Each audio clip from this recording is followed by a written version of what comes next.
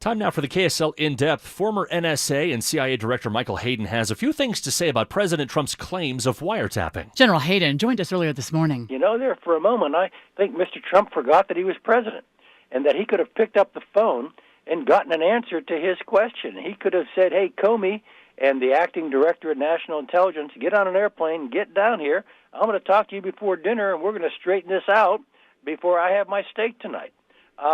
Yeah, that's exactly what a president should have done.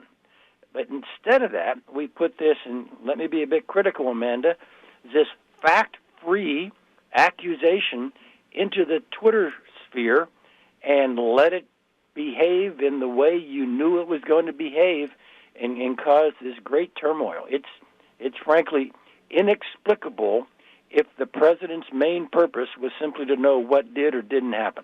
General Hayden, does the president even have the authority to be able to do something like that? In terms of laying out the original coverage, Brian? No, absolutely not. In the mid-'70s, because of a series of abuses, this is post-Watergate, we took the authority to authorize surveillance against an American away from the president and put it in a court.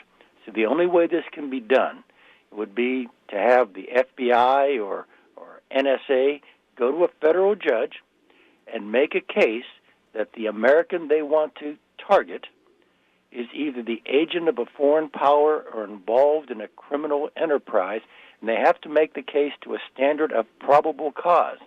And unless the judge signs off, it just doesn't happen. When you see the relationship between President Trump and the various agencies, the FBI and the CIA and the different agencies, what comes to your mind? How do you look at that and feel? Yeah, Amanda, so the first emotion I get is one of anger because of the stupidity of putting these agencies against the president they serve. And I try to suppress that and get to something more useful. And something more useful is sadness.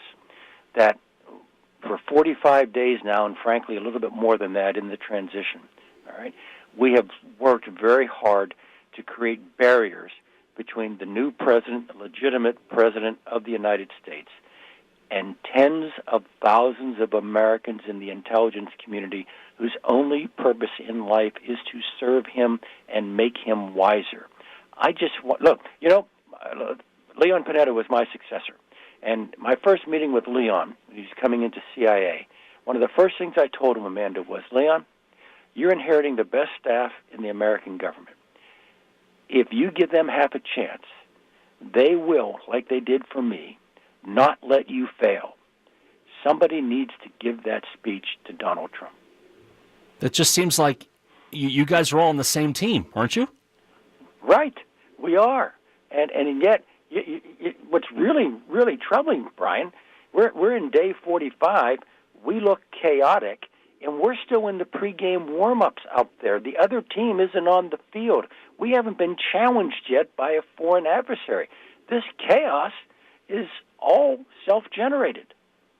You served, if I'm right, your tenure chronicled 1999 to 2009. Is that right, General? That's right, at NSA and CIA, right.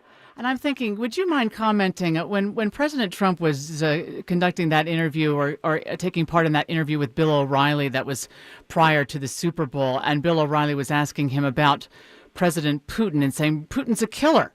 And the president responded with, we're not so innocent.